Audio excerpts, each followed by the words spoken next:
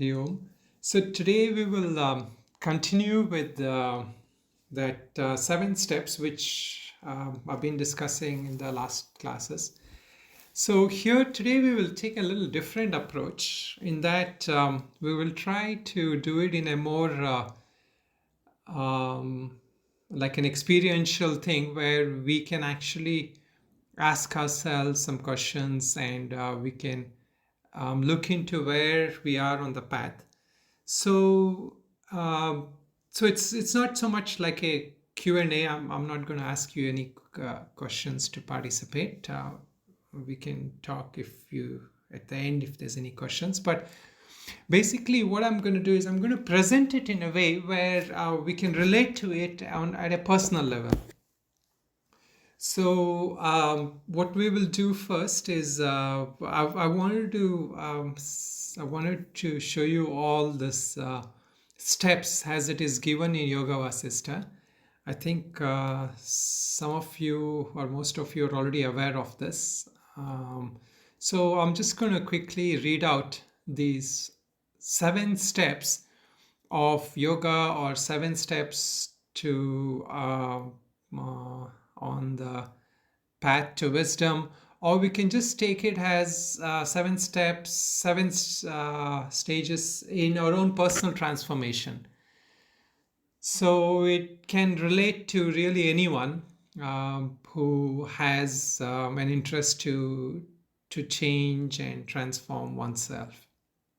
So I've kind of grouped it also in a way that we can relate it. So the first step here is called, so these are Sanskrit words, which I've put the English translation there as well. Shubacha, I've kind of translated it as a positive intention or a positive intent. Vichara is self-inquiry. Tanumanasa is subtle mind power. It is basically the subtlety of the mind, but put it as subtle mind power. Sattvapati is the understanding or the discovery or a glimpse into our own true nature, our real self. And then there is Asamsakti, which is detachment or detachment from material objects and the change of priorities and change of goals in our life. Padartha Abhavana is actually literally translated as non-perception, but it can also be seen as a subjectless perception. Rather, there is no sense of ego clinging on in our perception. And the final is Turiyaga, which actually is literally translates even beyond Turiya or beyond the state of Turiya. So the final liberation. Okay, so these are the overall steps. And now that we are familiar with that, what I wanted to go through today is I want to not start from the basic steps like as we generally tend to do. Instead, what I wanted to do is I wanted to start from the, let's see. Are you still seeing that map, the graph there? Yes. Okay, good. Okay. So let me just quickly run through. Here, what we will do is we will start from the opposite side. In other words, generally, what happens in most steps or stages there is we think of the goal as starting from like 1, 2, 3, 4 and going up to 7. You know, but in another way which we can relate better is we start with how we are actually already pure, which is the message of Vedanta, or which is a message of Upanishads and all that. That we are this highest self, we are this pure self, and that the goal that we are looking at is already been attained in that sense. So let us just look at it from that perspective. So if we really start from that stage of Turiya, what it is actually saying is that we in ourselves have this pure essence in us. We have that certain highest nature already in us. And so this consciousness which we talk about, it's it is not something that you have to take by faith. It is not something that you have to arrive at through some lot of effort and hard work, and you at the end of some long journey you get there. So the state of pure consciousness is this very simple state of our beingness, we can say. So in this moment, if we really look at it, do we experience that we are conscious?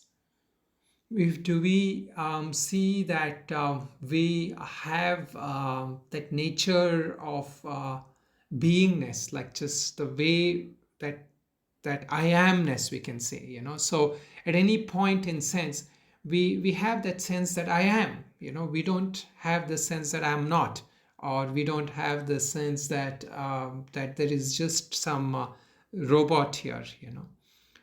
There is something living, right? Although someday we may feel dull and think like, okay, there's nothing here, but in general, we there is a very clear sense that there is something there in us, some conscious entity present in us. What is this conscious entity? And this is what a lot of teachers and a lot of people point out to as being our true nature. Because outside of all these differences which make me a Swami and which make you a what you are, all outside of all these labels that we give and the tags we give ourselves, this sense of pure beingness, this sense of being conscious, the sense of just conscious, is actually in a way the most simplest thing, the most realizable thing.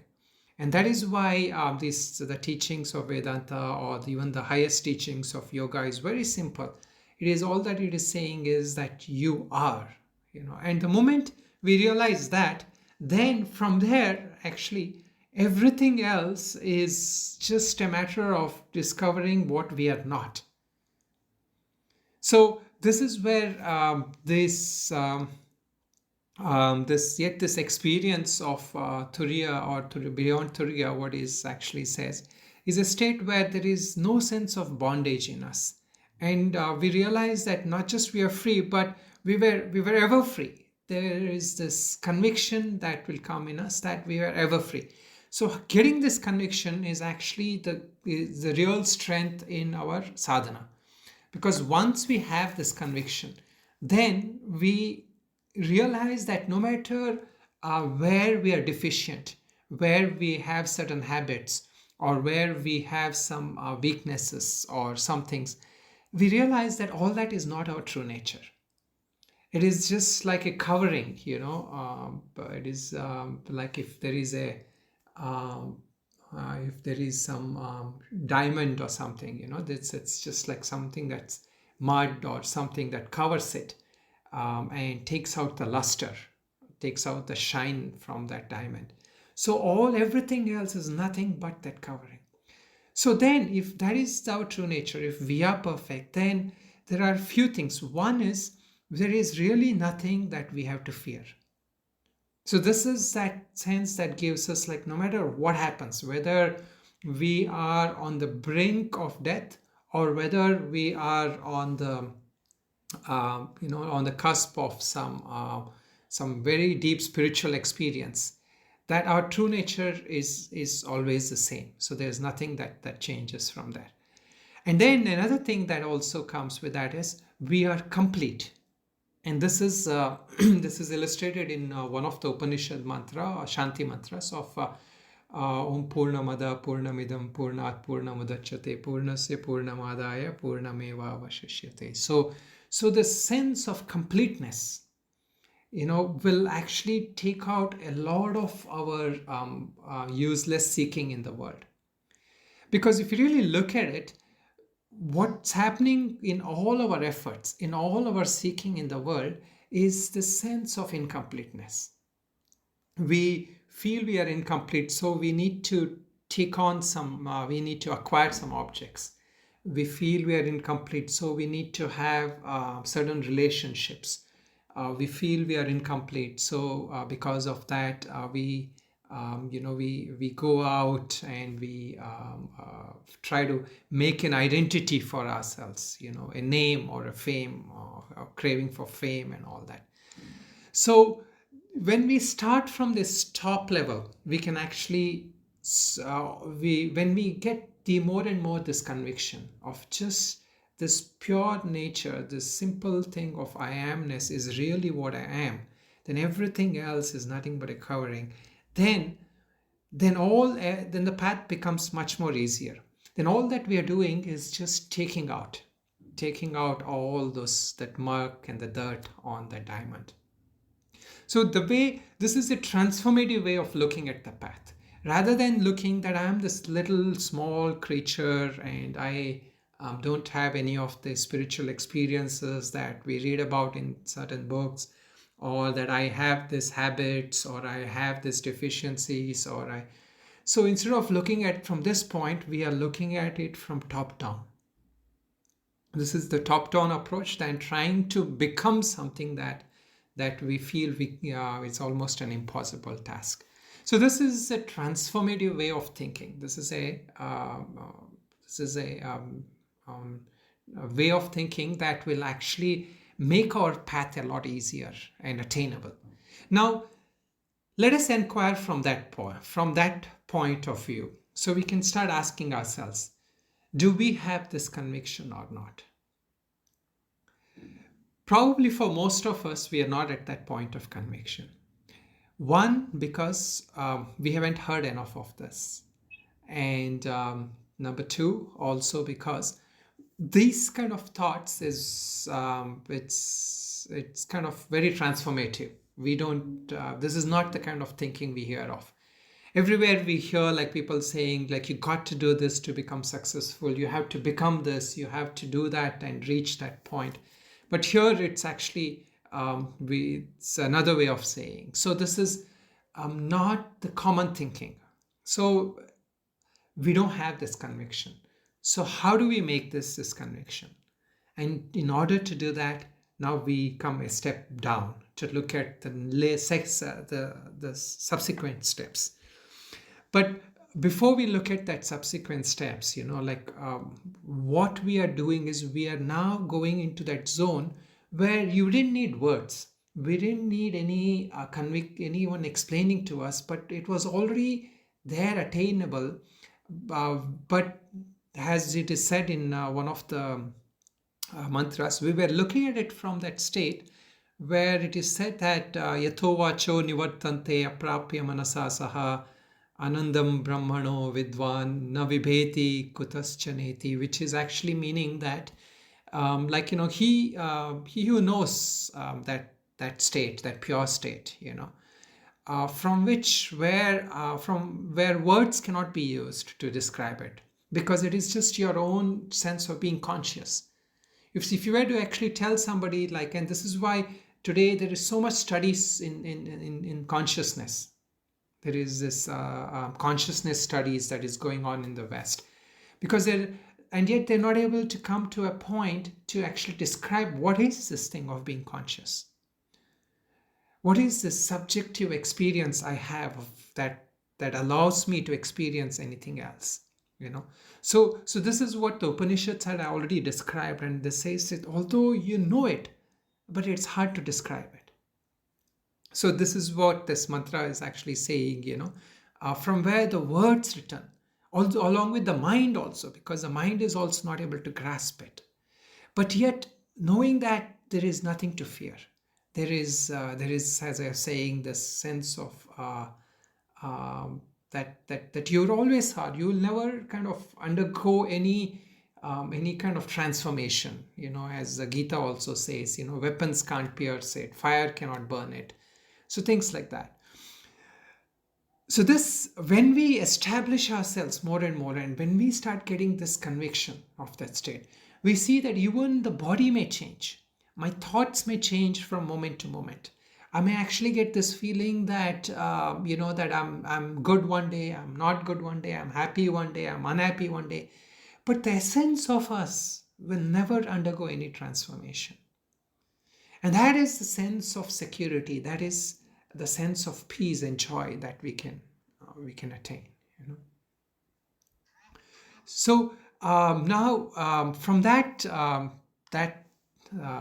thing, which is actually also called in realizing that state, it is also in one way it is called as nirvana. Even in this textbook, it is called in the last chapter as nirvana, the chapter on nirvana.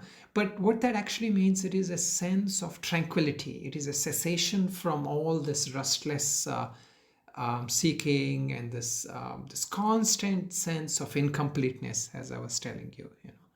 So that is what that I said. So now let us look from there, that if we don't have that conviction, what is that state that someone who is established, who is already secure, how does he see and perceive those kind of things, right?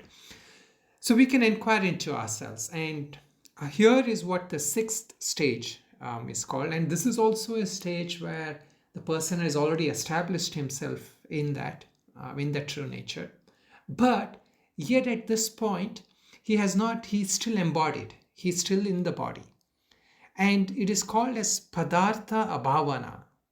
As it's written there, it is a non-perception, the state of non-perception. And the way we can actually practically and experientially inquire into that is that, do we experience objects as I am observing these objects? All the things that we see in the world, it starts from this I-centricness for us. So where we, like I'm looking at the people here on the screen. So there's this I am the one looking out at all these people here on the screen. Then there is the sense again that if something happens to me, or if I'm in pain, or something, that I am in pain, or if I have some beautiful experience, I am undergoing the spiritual experience. So everything, all our perception of the world is based on this I-centricness. So looking out from my lenses, and so this gives us the sense of the seer, and because there is a seer, there has to be something that is seen. So this duality that exists for us is slowly, that kind of duality is not there for somebody who's established in that state. So we can constantly, at some point, very simple way to kind of look at it is like how we can pursue everything from just this sense of, from I amness. So let us take, for example, now the sounds that you may be hearing. Maybe you're hearing my voice, maybe you're hearing some other sounds or whatever. Now, just for a moment, you can actually try to see, instead of just listening to the content or whatever sounds are coming, can you sense that I amness from where you're hearing these sounds?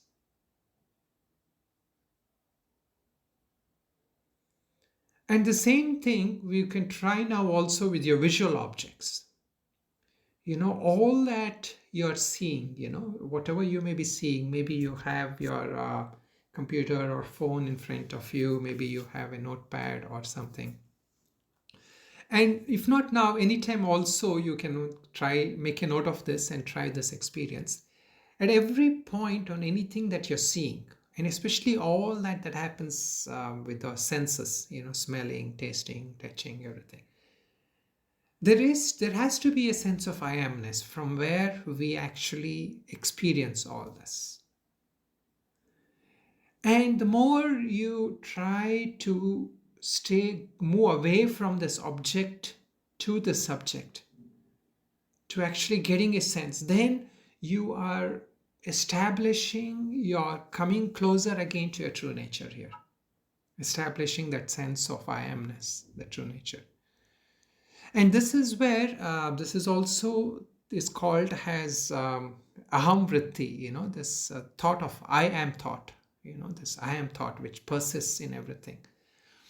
And but for somebody who has already attained and stabilized in his own true nature, a yogi or a jnani, for them what happens is all these objective things that in the world, they don't seem to them as the same objective experience that we see it as, because what they have gone through is what is called as this vasana kshaya. They've been purified of all these tendencies that they carry, this mental conditioning, which makes us label, like we label the computer, we label a person so and so, we label these things as oh, this thing I like, I dislike. So that is not there for them. But for us to be able to get this, another way to look at it is also in our deep sleep. If you really inquire or look into the deep sleep, at that moment of deep sleep, you don't experience it. But when you wake up from that deep sleep, right, there is that sense that, oh, I was resting. I had a good rest. So there was no thoughts, there was nothing. Like I'm not talking of even dreaming, I'm talking of when you just wake up from a good deep sleep. All that was there was a sense of I. And at that point you're not aware, but the moment you wake up, you realize that, okay, I had a good sleep. So this I is there at that point, So for somebody who again is a yogi, like somebody maybe like Ramana Maharshi or somebody, that is all the reality for them. So in other words, like when they go through even physical pain, body pain, and all that, they don't even see their own body as I amness. They just see that as being that I mean I am that. They don't have that I am the body experience, but they have this pure I am experience. So they don't suffer that much even in physical pain, and this is what a lot of yogis have all mastered, who have attained that final higher state. It's different than that using yogic power. This is more establishing in one's true nature itself, that allows one to see this thing, what is called as a non-ideation of the objects. Now, the next step of inquiry, we can do from here. So these first 4 steps here are these steps of somebody who's already established in knowledge, but we are doing a top-down approach. So the simpler questions that we will have, I'll come to that later. Now we are looking at the stage that where we are still have the sense that, yeah, I am this pure consciousness. So we are looking from that point of view now. So if we still don't have this kind of thing where we are able to stabilize in this I amness, which probably most of us still have challenges with, then we come to this stage 5, which is called as asam sakti. Which is, in a simple word, it is called as detachment, or we can look at it as non-union with all these objects. So here what has happened is this constant sense of discernment or discrimination, which has been done by this Gnani, starts taking fruit. So he has a clear sense that I am an observer of this object. So this is something that as experientially we can practice in our day-to-day life. So when we are going through some things, when we are, we can start with a simple thing, and maybe something like when you're just sitting and you're looking at something at a screen which is not interesting, maybe just some news is there. You kind of try to experientially see, can I get a sense that I'm here as an observer, and that what I'm seeing is what I'm observing. And then the same thing we can start with, we can hold a pen or a pencil or something and see, And then even now, when you can try this as you're looking at the screen, that I'm the observer and I'm looking at this pen or pencil, that or and similarly you can try with your screen. So now that sense of being separate from what you're observing, that starts taking place and helping us to see that I am actually different. I am still, there is a pure entity in me. And then all these things are insentient, what is called as jada. So this is Chaitanya, which is consciousness, and this is jada, which is all this. So this separation starts happening in our mind. And this is actually a way to a certain yogis allow people to practice or teach people to practice. Because here there is a sense of that what is awareness itself and that what you're aware of. But still, for to reach this point, to stabilize in this point, here, like that, it is almost like you have to have a certain sense of detachment. If you're too attached to that object, it's very difficult to do that. But with practice, what happens is that even your own thoughts become a thing of observation. So you don't get carried away with your thinking so much, especially like obsessive thinking, negative thinking, obsessive thinking, and all that. So we are able to have a sense of separation from our own thoughts at certain point. And then we can exercise that if we see that if some thoughts is repetitive, they say that 80% of our thoughts in a day-to-day life are repetitive, and that we have I don't know, it is something like the science says that we have like 60,000 or something like that, or 90,000 thoughts in a day or something. So we obviously know that we are indulging in a lot of useless thinking, and especially a lot of useless emotions, emotions kind of taking over us. But as we stabilize in our true nature, even if we start with the theoretical understanding of our true nature, we can actually practice this, where we have a sense that there is this pure thing in me that is observing these objects. So the sense of separation starts happening slowly in our day-to-day life. And that actually enables us to make better decisions. That enables us to be more impersonal, in certain emotional things that we have to deal with. The senses still are operating and the mind is still bringing us that information. But what is actually happening now is that the mind is no longer coloring that information that is coming with our likes and dislikes, raga dvesha. So this is where the thinking is still happening. Like he's seeing, unlike that sixth stage which I was just talking, he still perceives an object as having some utilitarian value. Like if I see a pencil, I know I can use this to write it, and that I still feel that I have a purpose in doing something. I can take notes. This point, this is a good one. So all that things he's still able to do. But what is happening is that if I see an object, like maybe like my favorite example, if I see a gulab jamun or a pizza or something, that sense of, okay, it is there, that it is there has a strong object of desire, that thing goes away.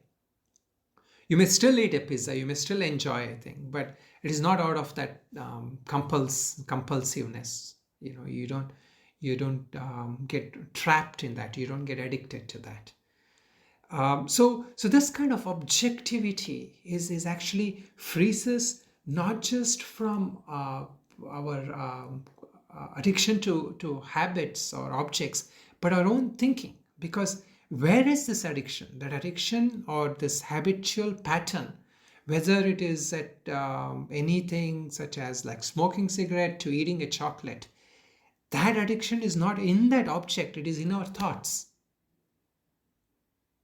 So when we kind of see that distinctness, that oh, this is nothing but a thought of like that I have identified myself with, then that sense of separation starts happening slowly.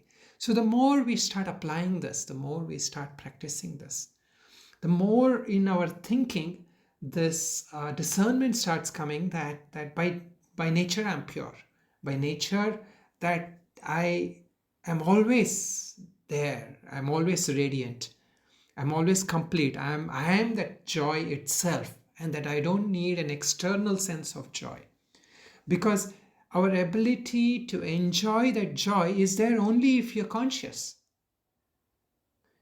Because if you're not conscious, then you can't even enjoy any joy in the world. So that sense of joy is in our own being. And we use an object as a stimulus to remind us of that. So the more we can actually learn to dwell in that joy, this teachings become more so practical in our life. Then we can actually kind of say, yes, I am this completeness, this purnatva, I am this thing. So initially it takes a little bit of coaxing the mind, as they say, you have to fake it until you make it. So you have to kind of trick your mind, because it is not that you are lying to your mind, you are actually dehypnotizing your mind. Your mind has already been told a lot of lies. So you're now actually telling the truth to your mind slowly, until the mind starts seeing that and experiencing that. And then it becomes our own realization. So that understanding and thinking is the first step. And then the experience will come. If our thinking is on the right track, that experience has to come. It is a sure shot. So then, so this is where all this other teachings have been, is other shlokas also in Upanishads also, which verifies that, yo vai bhuma tat sukham, na alpe sukham asti, which literally means like that which is infinite, that which is complete, that is where happiness and joy is. Happiness is not in finite things. Happiness is not in small little things that we crave after.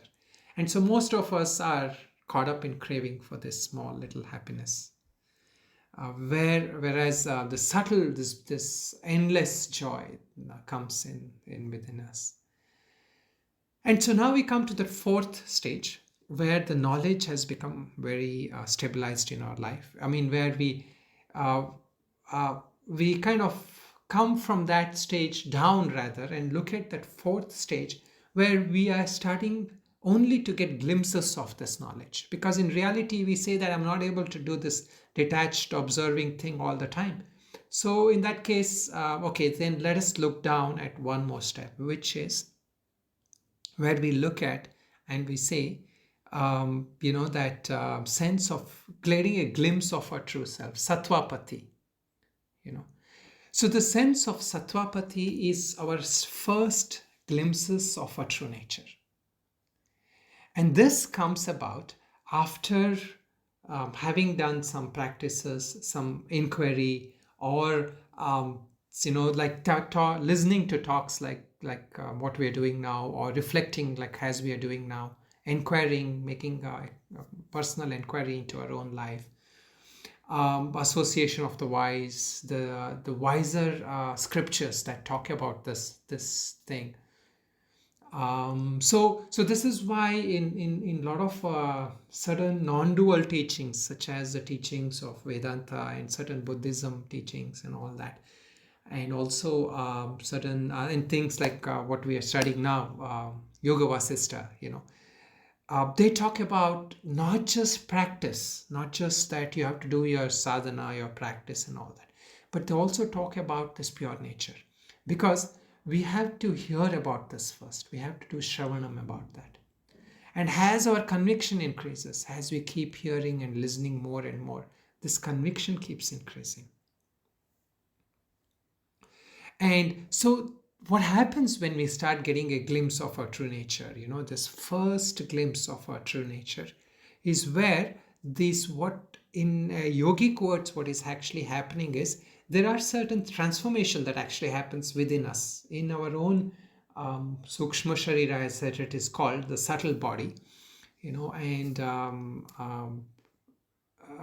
in fact, there is another shloka that is where it actually calls it as a knots of the heart. Those knots of the heart are broken. In Sanskrit it is like vidyate hridaya granthi chidyante sarva samshaya kshiyante chasya karmani tasmin drishte paravare. So that last word, tasmin drishte paravare, is like is getting an insight into your true nature. When you start getting that, or the other way, when you undertake some practices, sadhana, even like whatever sadhana, that all adds up. Like if you're just doing hatha yoga, or you're doing this, listening to these classes, or just studying or reflecting, all that is actually bringing about a transformation in us. So this mere act of listening has this power of transformation, and this is the beauty of these teachings, because what it does is it propels us in different direction, even in our life. It gives us it helps us to reprioritize our life. It helps us to make time for that which is important, and to take away things where we are focusing time on that which is not important. But another thing that a glimpse of true nature does is the strong sense of ego-ness, that with which we wrap ourselves. This very sensitive sense of self, which gets hurt easily, which is offended easily, which goes through all this mental level of suffering. That starts breaking apart when we start realizing that we have a pure nature in us, that nobody can actually blame us, nobody can actually hurt us. So we can actually inquire that if we are easily offended, if we are easily if something people say hurts us, and that continues on for hours together, or we carry that into our sleep or into the next day and all that, then what's happening is we are so identified with this psychological sense of self, not the pure sense of self. So identifying this separation between the psychological sense of self and the pure sense of self, is itself a useful thing, a useful practice. And it is not so much that you have to keep on practicing, it is just understanding. If now, here and now, you understand it, then you will be constantly freed. You will never get carried away for too long. Maybe few minutes you might get carried away by something somebody said, but very immediately this thought will come back to you. Oh, didn't Vasistha say in that Yoga Vasistha that I am the pure self, I can never be offended.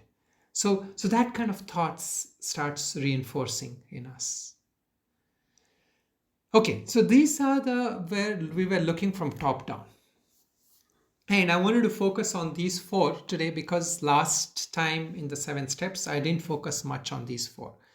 But what I want to do is because sometimes when we hear people talk about this, or even when we read about it in the book, it comes as a very aloof thing, that as though there is some jnani, some yogi somewhere there who is actually going through this. And we can't kind of personalize it. We can't relate to it. So it becomes a very textbook thing. And so even in a lot of philosophical schools, Vedantic teachers and all, they just memorize these things, they just kind of go through, and all the shlokas are there, but they don't get a personal any kind of experience into that. So we have to use this inquiry and make it our experience. And as I said, we have to fake it until we make it. So we keep using these thoughts, these things, and reinforcing it with us. And so that's why sometimes, like I create some small audios where people can listen to, and just because those thoughts can actually keep reflecting in our mind as an affirmation, as as a reminder more than affirmation. So, because it is not that we are to become something which we are not. Now, the last three steps, I will take them together here because um, I've already explained a little bit about it in the last classes. But if we really look at it, what is happening is here we can actually ask ourselves this thing of subtle mind, Tanu Manasa. There is a mind power in all of us. And as I told in my last class, we are not able to identify that. We're all not able to see it. So when you have a teacher or when you are reading some scripture and reflecting from there, you can inquire into this yourself. You can actually try to see how, what is this subtle experiences that I may be having, which instead of seeing it as a weakness, I can transform it into strength. One like simple things, probably like maybe some of us may, may like to help others. That is actually a sign that you're already having some amount of subtleness in your thinking. Because otherwise, you're only interested in gross things, your own happiness, your own things. You want to, or you enjoy some beautiful music, or you you enjoy even maybe devotional music, something about praising God or stories of God, or it could be, so each person is different here, each person but that subtleness we have to identify as our strength, not as weakness. Like when certain spiritual practices are there, meditation practices, where one can feel the current in the spine, the kundalini as it is called. Certain meditation practices where you hear sounds. So all that is there as well. That is the very high level. But we don't have to necessarily, if we get it, then that's good. We can ask for guidance and we can help to go in that track. But if we don't get it, then we can try to see what are the subtle experiences I'm enjoying in my life. Could be, like as somebody said, like if instead of waking up in your morning and having a cup of coffee, if you feel like having a banana or an apple or something, in one way, that's also looking at having a subtle joy in your life, experiencing a subtle joy. So those kind of things we can inquire into. What keeps, what are the subtle experiences? In another way to look at it is we are beginning to experience the presence of something higher in our life, presence of something more divine in our life. And this is called as moving from saguna sakara to saguna nirakara sometimes. That is like what it means is like experiencing a form. Like we think if we have to be on a spiritual path, we have to experience God in a tangible way, like a form, or we have to see God as Ganesha or Krishna or in this form. Then only I'm progressing. But no, here what it is saying is the subtleness of this mind is actually even just having this feeling, this presence of divine in your life, or the sense of peace that sometimes just comes in naturally in your life, or maybe you do some pranayama or yoga or whatever, and you feel a sense of settledness, peace, or less agitation in your mind, and so that itself is actually helpful, because then what happens is, otherwise sometimes say like I don't like, sometimes yogis think that, oh, I don't like the energy there, I can't relate to that energy there. So then instead of actually using our sensitivity to see at it from a negative point, we can actually use it to transform it, to tune into something that is always within us, that presence, that positive sense of energy or joy or presence in us. So this kind of thing is something that we can actually but at this stage, the third stage, is where we are committed to a practice. So we make ourselves a priority. We have a time set for practice. Either listening, we make a time and effort to listening at a very simple level. We can all do this. If not, if you can also, giving yourself time in the morning and evening for reflection, meditation, and whatever sadhana, even yogic practices, meditation, or all those things. So now I'm going to go to, let us say, if we feel even this we are still struggling with, or yet not able to get an identification. What is the most practical thing we can do? The most practical thing we can all do is the second form, which is vichara. Vichara is what we are already doing here, even when you're listening. Vichara is also a form of inquiry. So what vichara is actually doing is it starts with just a sense of introspection. What can I change in my life? What can I do to reflect more my true nature, which is pure? What can I do to reflect my fearless nature? What can I do to reflect more in my life my complete nature? So my infinite nature, my joy, blissful nature. So all that what the scripture says we are, how can I reflect that? We can actually ask ourselves these questions.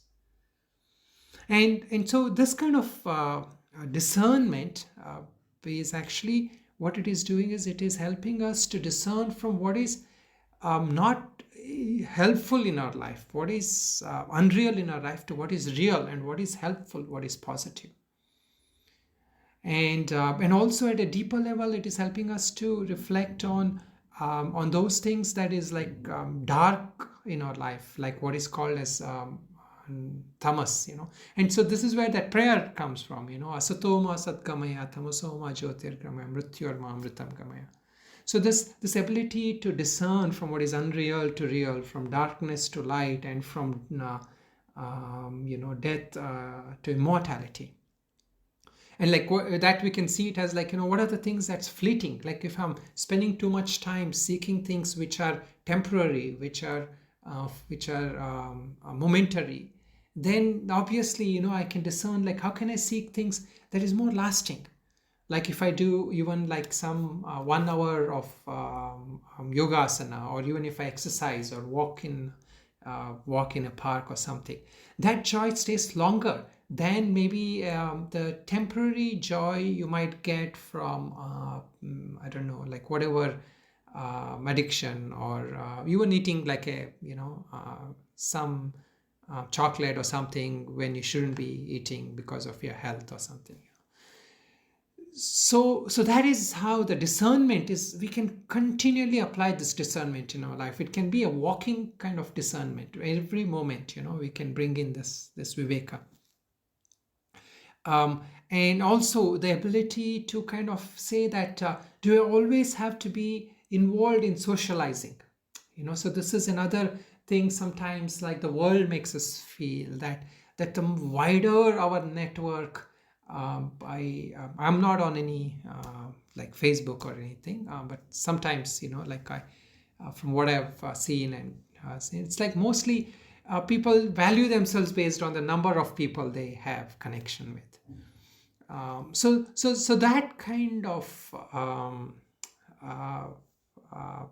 social anxiety that is created because of this worldly things, when we start introspecting, when we start hearing these truths, our source of validation comes not from the world, but from these wise people, from these people who are written the scriptures, from these people who seem more peaceful in their life, if not anything, who seem to be more happy in their life, even though they may have lesser things. And so those people become our sense of validation, rather than these outward world, or the outward people who we know, whether it's the Hollywood stars or the Bollywood stars. Most of them don't live a happy life, except for a few who introspect and change, because they're caught up in that outward glamour of life. So that is, and so then even if that sometimes this vichara is becoming a little harder for us, at the most basic level is what this thing is called as Shubacha.